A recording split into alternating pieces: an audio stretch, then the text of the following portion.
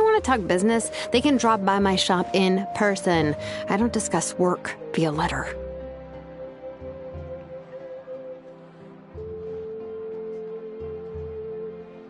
Ugh, yeah, you have no idea how tedious business correspondence is. A dozen or more letters could bounce back and forth before you could change the dimensions of a single component.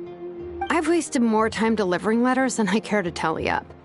Anyone who's got that much time can come to the tribe and talk with me face to face.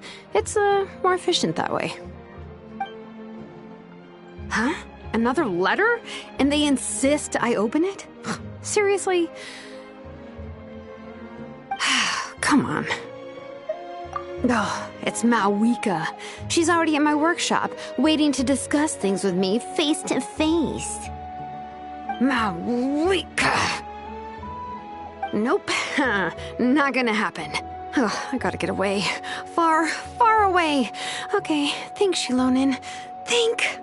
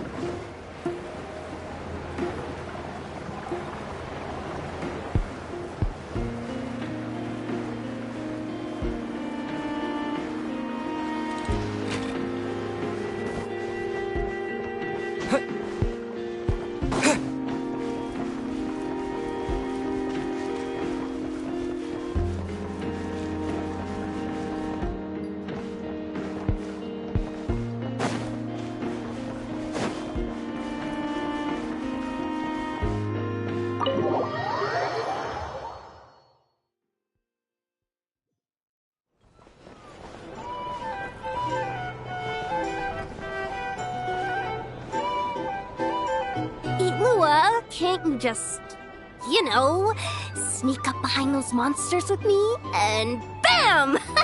Take them all down? I can act 3 times in a round, and there are only 4 monsters in total. I'll take 3 down. You just gotta handle the last one. I can draw the monster's attention from the front, but sneak attacks...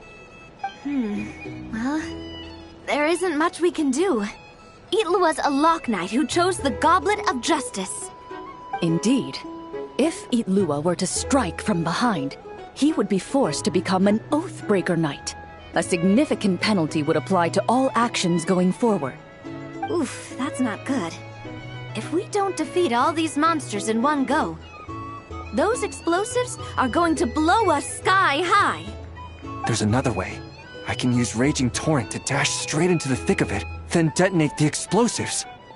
No, that won't do it all. Your character would get wiped out that way. We finally managed to gather the party and have such a lovely time together. It would be such a shame if you were the only one who got wiped out. But if we don't do this, the character that you've been playing for so long might get wiped out too, Miss Navia. Wouldn't that be worse? I only just started playing. Please don't. Wait, I've got another trick up my sleeve. Navia, put that crumkake away. Uh-oh, that move was blocked too. These pieces on the table, and the stuff you were saying just now, you're playing... A savior has arrived! Right on time! Quick, come join us! Clorinde, this doesn't count as violating the rules, right? If he's willing to join us. Oh, by the way, we're currently playing on easy mode to accommodate the newcomers. Traveler, would you like to continue the adventure with us? You definitely would, right? Oh, come on! Any more questions and those explosives are gonna send us flying! Good. Since you haven't played a script for a while now, you may have one chance to reselect your skills. The skills you can modify are cooking and medicine. What do you think? Would you like to make any changes? Very well. In that case, you wish to learn the medicine skill, yes? Very well then. Let the game continue. Just when everyone was at their wits' end, a familiar voice rang out from behind them. Long time no see, everyone. Looks like you need my help. By the way, what are you doing here? Could it be that you heard our summons? That kind of makes him sound like a summoned spirit. Well, not that he doesn't fit the part. Indeed. You have called, and I must answer. Guess that means I was randomly dragged into this game. As expected of the veteran player Miss Navia mentioned before, they got into character instantly. Though the Marachose hunters had much they wished to share with one another, at this moment, the joy of reunion must yield to the crisis at hand. Now then, the combat round continues. You have the first turn. Also, since we have a new member joining us, I'll be adding some dark cards to boost the enemy's various abilities. The Traveler isn't a sudden addition. He's been traveling with us all along. We've just, parted for a short while, that's all. Totally normal. I've already counted the dark cards. You should start discussing your tactics. You're so strict, Clorinde. Anyway, let's stick to the original strategy. Now that we have the Traveler with us, we have enough people. Itlua and I will hold the line out front against the monster's assault. Yehoda, Traveler, you circle around the back and take them all down in one swoop. All right, leave it to me. We Masters of Chi get huge damage boosts when attacking from behind. But why are you a doctor? How's a doctor gonna perform a sneak attack?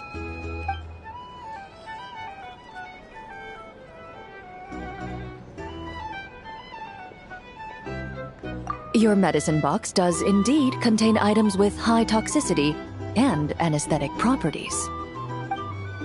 So that's how it is. Oh, these tabletop troop games really are complicated. Oh, you gotta have a lot of imagination. Coming up with a strategy already, huh? Nice work, Traveler. But let me say one more thing. Itlua, don't go charging in alone this time. I understand. A Lock Knight's duty is to protect their companions and be their shield. Sorry, I always can't help myself. Oh, don't worry about it. I can act 3 times in a round, so I'll definitely keep up with you. Just play however you want. All right, Itlua. We'll be counting on you. Then I shall use the skill attached to the Lock Knight's shield, Wrath of Righteousness. The Lock Knight raised their shield, chanting the knight's creed out loud.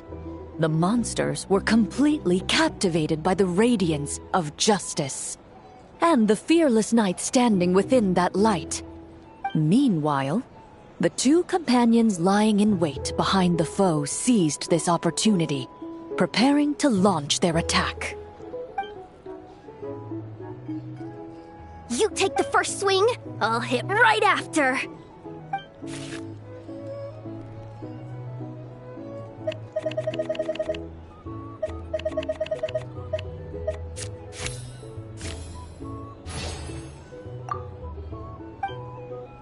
The Marachose hunter reached into their medicine box and skillfully concocted an anesthetic potion.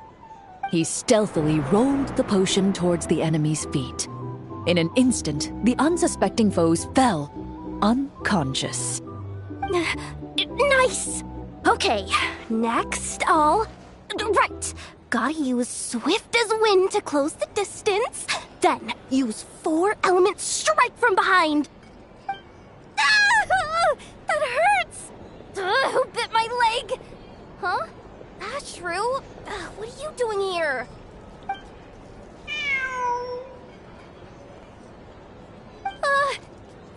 Is it this late already? Oh no, oh no! I completely forgot the task that Boss Neff asked me to handle! I'm sorry, I'm sorry, I can't play right now!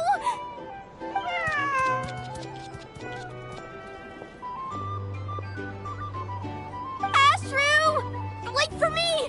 Hey, why are you running off so fast? Well, it seems we'll have to end our game here for today.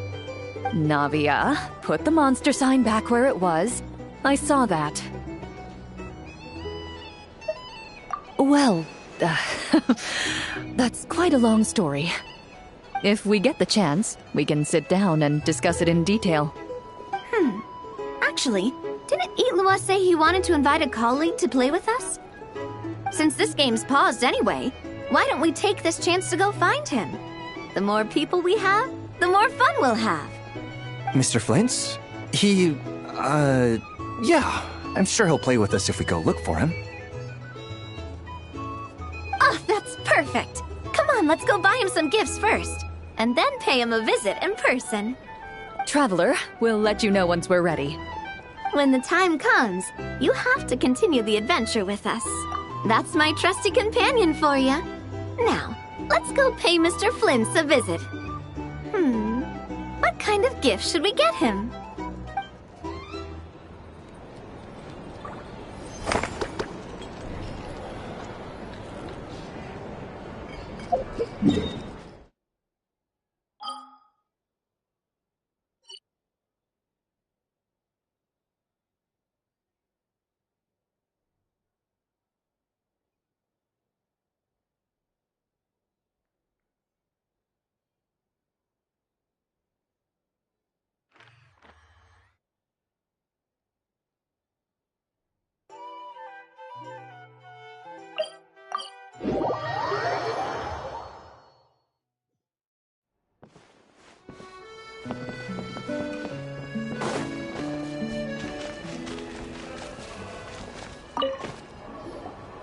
Yes, just like that. This will be more than enough to assassinate Varka. I'm going to assassinate Varka. I need ideas for assassinating the Grand Master. I went over this with Alice a long while ago. She stands with me, and has even offered several ideas on how I might take him out.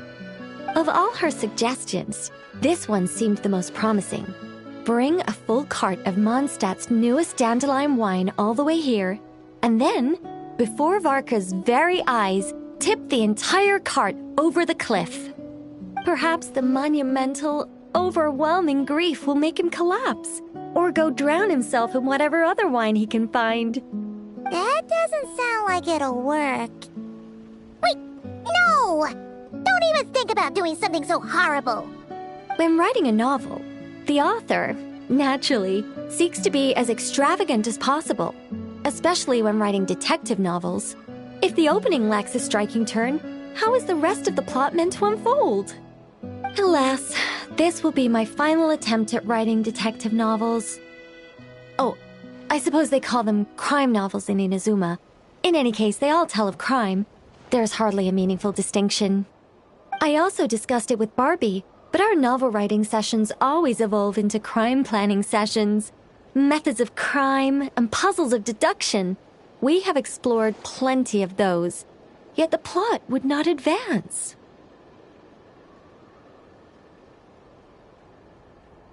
The Angel Killer case. Try as they might, the culprit remained elusive. The desperate detective rushed into the crowd, then shouted the revered names of the 4 great rulers at the sky. Whoosh! Pitter-patter. Boom! Detective and murderer reduced to ash. What kind of writing is that? Doesn't that leave no room for deduction at all? Of course there is.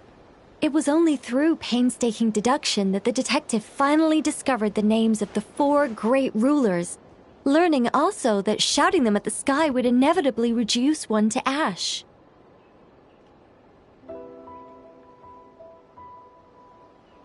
My point exactly.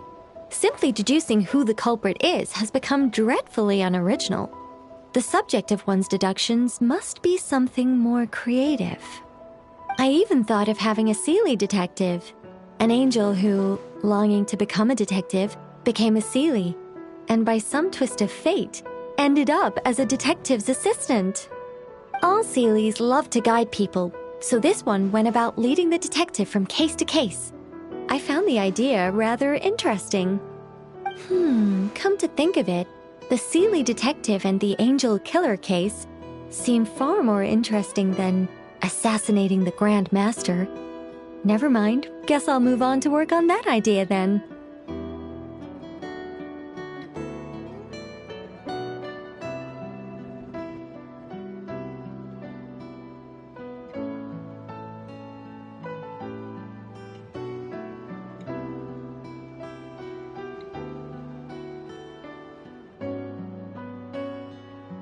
It's precisely because I overthink every little detail that I've lost interest in continuing.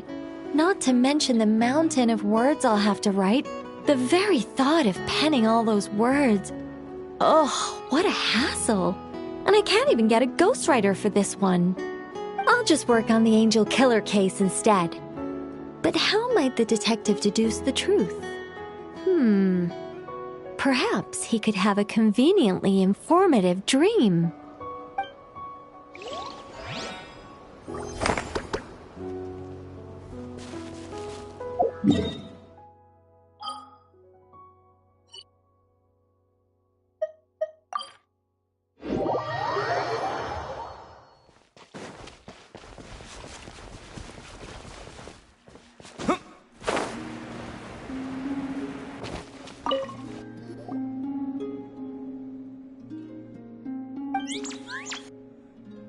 Wow, it's so lively here today. All those Kohenki are dancing around Columbina. Wait a sec. That's not dancing. Looks more like they're trying to bury her alive in a pile of cuteness. Help me.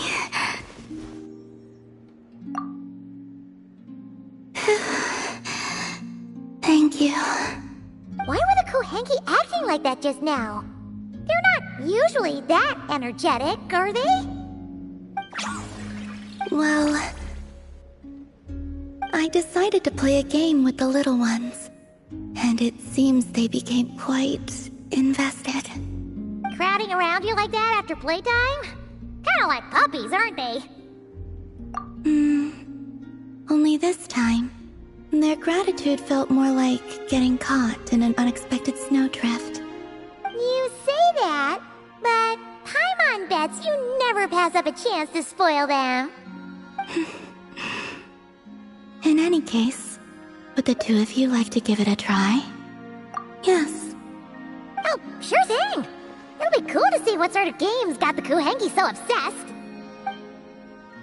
Go on now.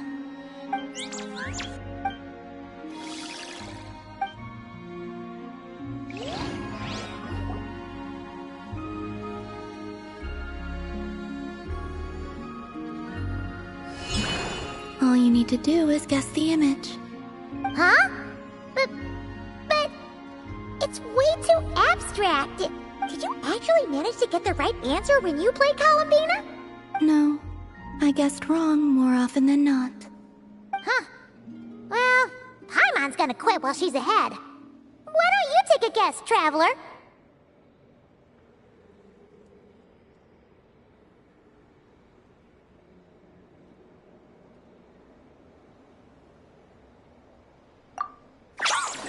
Whoa!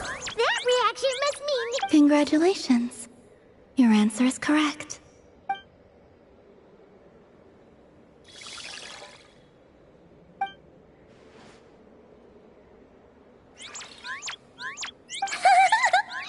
Guess this means we did good! The Kohenki have taken a liking to you.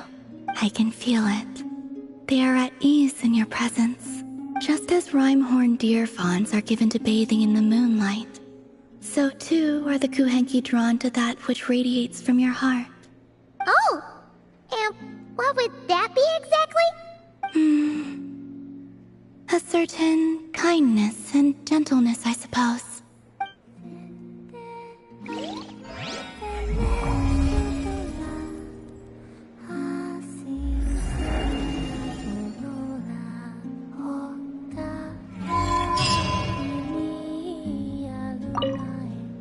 If you'd like, you're more than welcome to play with the Kuhenki again sometime.